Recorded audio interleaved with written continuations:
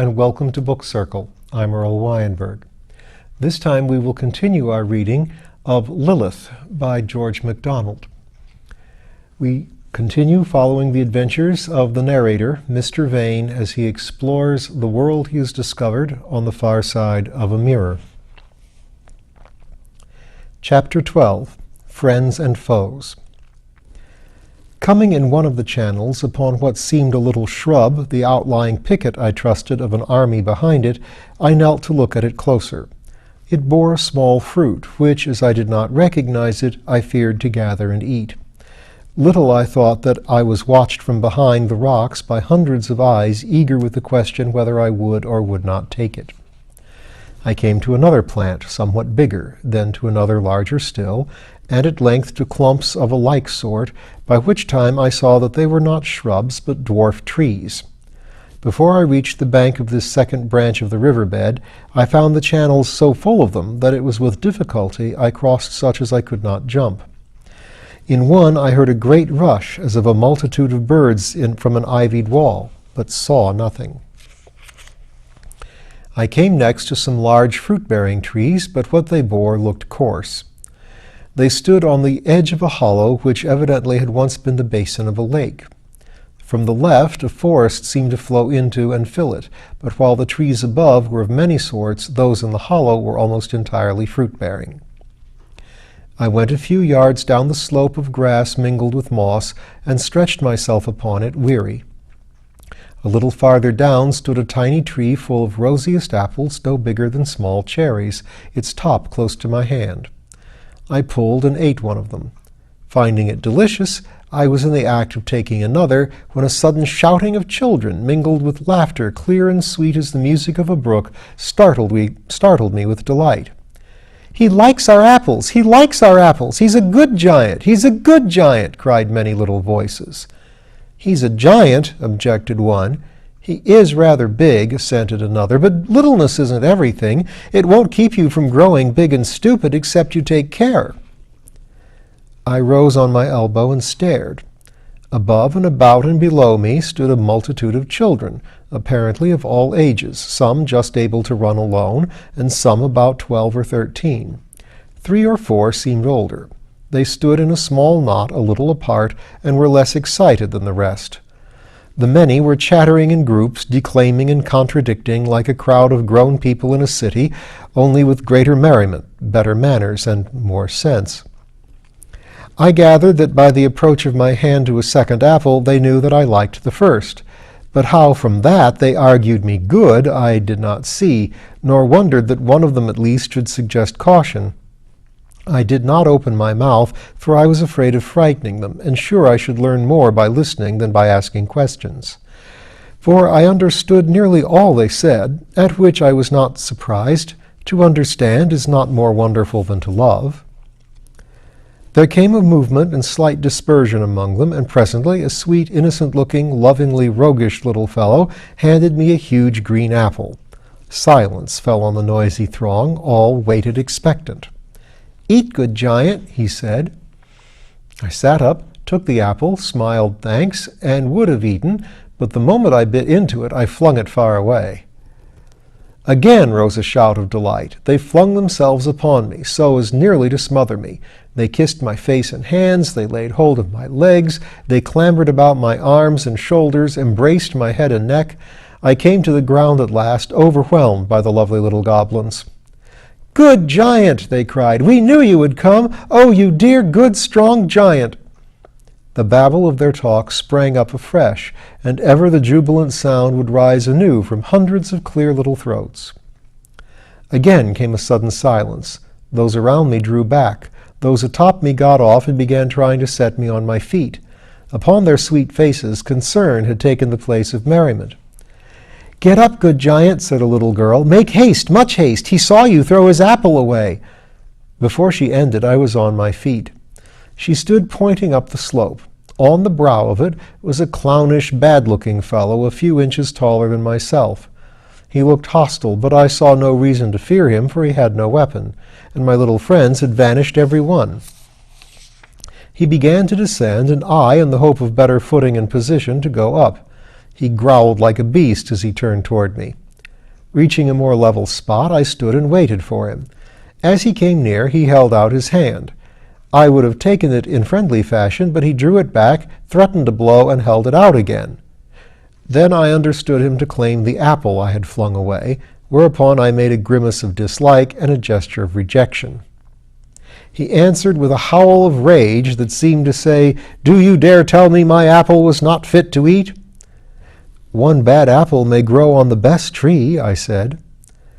Whether he perceived my meaning I cannot tell, but he made a stride nearer, and I stood on my guard. He delayed his assault, however, until a second giant, much like him, who had been stealing up behind me, was close enough. When he rushed upon me, I met him with a good blow in the face, but the other struck me on the back of the head, and between them I was soon overpowered. They dragged me into the wood above the valley where their tribe lived, in wretched huts built of fallen branches and a few stones. Into one of these they pushed me, there threw me on the ground, and kicked me. A woman was present who looked on with indifference. I may here mention that during my captivity I hardly learned to distinguish the women from the men, they differed so little. Often I wondered whether I had not come upon a sort of fungoid people with just enough mind to give them motion and expressions of anger and greed. Their food, which consisted of tubers, bulbs, and fruits, was to me inexpressibly disagreeable, but nothing offended them so much as to show dislike of it. I was cuffed by the women and kicked by the men because I would not swallow it. I lay on the floor that night hardly able to move, but I slept a good deal and woke a little refreshed. In the morning they dragged me to the valley, and tying my feet with a long rope to a tree, put a flat stone with a saw-like edge in my left hand. I shifted it to my right. They kicked me and put it again in the left, gave me to understand that I was to scrape the bark off every branch that had no fruit on it, kicked me once more, and left me. I set about the dreary work in the hope that by satisfying them I should be left very much to myself to make my observations and choose my time of escape. Happily, one of the dwarf trees grew close by me, and every other minute I plucked and ate a small fruit, which wonderfully refreshed and strengthened me. Chapter 13. The Little Ones. I had been at work but a few moments when I heard small voices near me, and presently the little ones, as I soon found they called themselves, came creeping out from among the tiny trees that like brushwood filled the spaces between the big ones. In a minute there were scores and scores about me. I made signs that the giants had but just left me and were not far off, but they laughed and told me the wind was quite clean. "They're too blind to see us," they said, and laughed like a multitude of sheep bells. "Do you like that rope about your ankles?" they asked. "I want them to think I cannot take it off," I replied. "They can scarcely see their own feet," he rejoined. "Walk with short steps and they'll think the rope is all right." As he spoke, he danced with merriment. One of the bigger girls got down on her knees to untie the clumsy knot. I smiled, thinking those pretty fingers could do nothing with it, but in a moment it was loose. They then made me sit down and fed me with delicious little fruits, after which the smaller of them began to play with me in the wildest fashion, so that it was impossible for me to resume my work. When the first grew tired, others took their place, and this went on until the sun was setting and heavy steps were heard approaching. The little people started from me, and I made haste to put the rope round my ankles. "We must have a care," said the girl who had freed me. "A crush of one of their horrid stumpy feet might kill a very little one." "Can they not perceive you at all, then?" "They might see something move, and if the children were in a heap on top of you, as they were a moment ago, it would be terrible, for they hate every live thing but themselves. Not that they are much alive either." She whistled like a bird. The next instant not one of them was to be seen or heard, and the girl herself had disappeared. It was my master, as doubtless he counted himself, come to take me home. He freed my ankles and dragged me to the door of his hut. There he threw me on the ground, again tied my feet, gave me a kick, and left me. Now I might at once have made my escape, but at length I had friends, and could not think of leaving them. They were so charming, so full of winsome ways, that I must see more of them. I must know them better. "Tomorrow," I said to myself with delight, "I shall see them again." But from the moment there was silence in the huts until I fell asleep, I heard them whispering all about me, and knew that I was lovingly watched by a multitude. After that, I think they hardly ever left me quite alone. I did not come to know the giants at all, and I believe there was scarcely anything in them to know. They never became in the least friendly, but they were much too stupid to invent cruelties. Often I avoided a bad kick by catching the foot and giving its owner a fall, whereupon he never on that occasion renewed his attempt. But the little people were constantly doing and saying things that pleased, often things that surprised me. Every day I grew more loath to leave them. While I was at work, they would keep coming and going, amusing and delighting me, and taking all the misery and much of the weariness out of my monotonous toil. Very soon I loved them more than I can tell. They did not know much, but they were very wise, and seemed capable of learning anything. I had no bed save the bare ground, but almost as often as I woke it was in a nest of children, one or other of them in my arms, though which I seldom could tell until the light came, for they ordered the succession among themselves. When one crept into my bosom, unconsciously, I clasped him there, and rest lay close about me, the smaller the nearer. It is hardly necessary to say I did not suffer much from the nightly cold. The first thing they did in the morning, and the last before sunset, was to bring the good giant plenty to eat. One morning I was surprised on waking to find myself alone. As I came to my senses, however, I heard subdued sounds of approach, and presently the girl already mentioned, the tallest and gravest of the community, and regarded by all as their mother, appeared from the wood, followed by the multitude in jubilation manifest, but silent lest they should rouse the sleeping giant at whose door I lay. She carried a boy baby in her arms. Hitherto a girl baby, apparently about a year old, had been the youngest. 3 of the bigger girls were her nurses, but they shared their treasure with all the rest. Among the little ones, dolls were unknown. The bigger had the smaller the still less to tend and play with. Lona came to me and laid the infant in my arms. The baby opened his eyes and looked at me, closed them again, and fell asleep. "He loves you already," said the girl. "Where did you find him?" I asked. "In the wood, of course," she answered, her eyes beaming with delight, "where we always find them. Isn't he a beauty? We've been out all night looking for him. Sometimes it is not easy to find." "How do you know when there is one to find?" I asked. "I cannot tell," she replied. "Everyone makes haste to tell the other, but we never find out who told first. Sometimes I think one must have said it asleep and another heard it half awake. When there's a baby in the wood, no one can stop to ask questions, and when we've found it, then it's too late." "Do more boy or girl babies come to the wood?" "They don't come to the wood. We go to the wood and find them." "Are there more boys or girls of you now?" I had found that to ask precisely the same question twice made them knit their brows.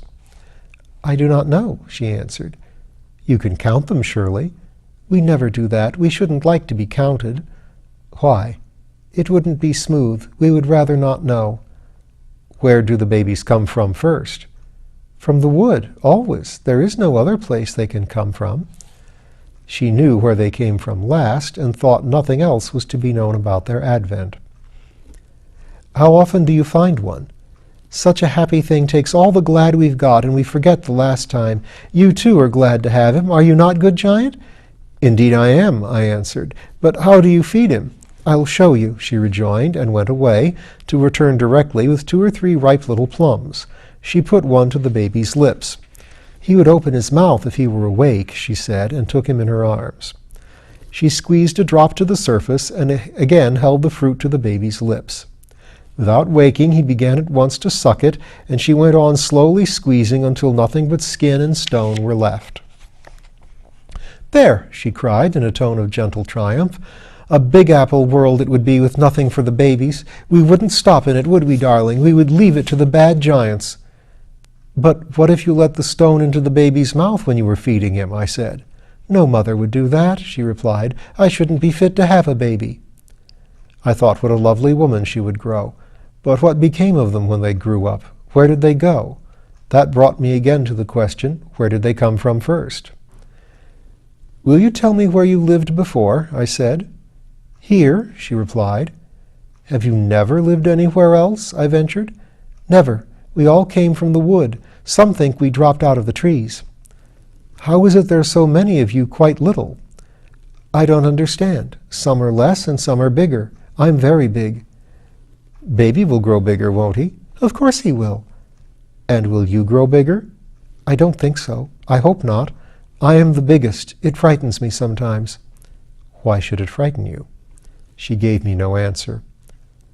How old are you? I resumed. I do not know what you mean. We are all just that. How big will the baby grow? I cannot tell.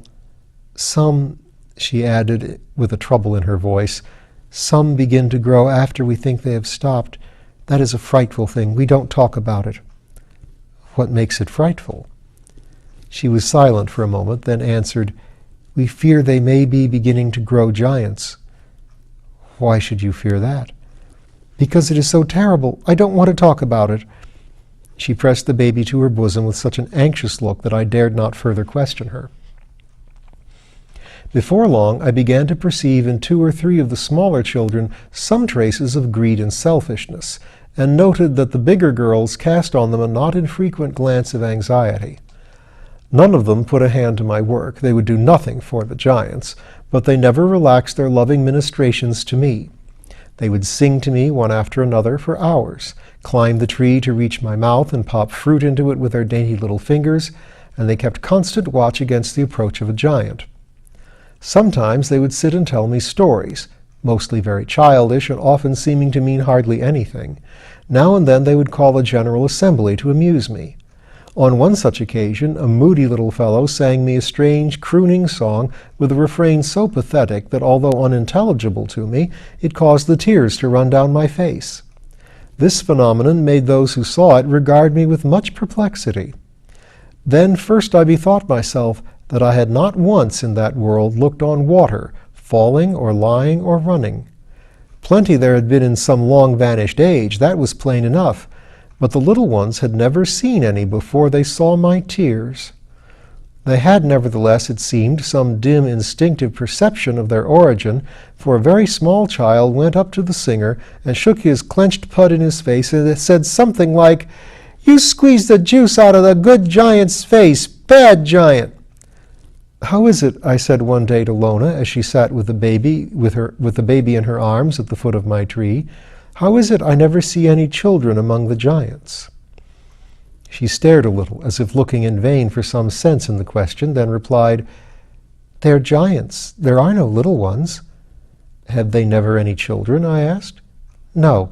There are never any in the wood for them. They do not love them. If they saw ours, they would stamp them." "Is there always the same number of the giants, then? I thought, before I had time to know better, that they were your fathers and mothers." She burst into the merriest laughter and said, "No, good giant, we are their firsters." But as she said it, the merriment died out of her, and she looked scared. I stopped working and gazed at her, bewildered. "How can that be?" I exclaimed. "I do not say. I do not understand," she answered. "But we were here and they not. They go from us. I am sorry, but we cannot help it. They could have helped it." "How long have you been here?" I asked, more and more puzzled, in the hope of some sidelight on the matter. "Always, I think," she replied. "I think somebody made us always." I turned to my scraping. She saw I did not understand. "The giants were not made always," she resumed. "If a little one doesn't care, he grows greedy, and then lazy, and then big, and then stupid, and then bad. The dull creatures don't know that they come from us. Very few of them believe we are anywhere. They say nonsense. Look at little Blunty. He is eating one of their apples. He will be the next. Oh, he will soon be big and bad and ugly and not know it." The child stood by himself a little way off, eating an apple nearly as big as his head. I had often thought he did not look so good as the rest. Now he looked disgusting. "I will take the horrid thing from him," I cried. "It is no use," she answered sadly. "We have done all we can, and it is too late. We were afraid he was growing, for he would not believe anything we told him. But when he refused to share his berries and said he had gathered them for himself, then we knew it. He is a glutton, and there is no hope of him. It makes me sick to see him eat." Could not some of the boys watch him and not let him touch the poisonous things? "He may have them if he will. It is all one, to eat the apples and to be a boy that would eat them if he could." No, he must go to the giants. He belongs to them. You can see how much bigger he is than when you first came. He is bigger since yesterday. He looks as like that hideous green lump in his hand as a boy could look. It suits what he is making himself. His head and it might change places. Perhaps they do. Does he want to be a giant? He hates the giants, but he is making himself one all the same. He likes their apples. Oh, baby, baby, he was just such a darling as you when we found him. He'll be very miserable when he finds himself a giant. Oh, no, he will like it well enough. That is the worst of it. Will he hate the little ones? He will be like the rest. He will not remember us. Most likely he will not believe there are little ones. He will not care. He will eat his apples. Do tell me how it will come about. I understand your world so little. I come from a world where everything is different. I do not know about world. What is it? What more but a word in your beautiful mouth? That makes it something. Never mind about the world. Tell me what next will happen to Blunty. He will wake one morning and find himself a giant, not like you, good giant, but like any other bad giant. You will hardly know him, but I will tell you which. He will think he has been a giant always and will not know you or any of us. The giants have lost themselves, Peony says, and that is why they never smile. I wonder whether they are not glad because they are bad, or bad because they are not glad. But they can't be glad when they have no babies. I wonder what bad means, good giant.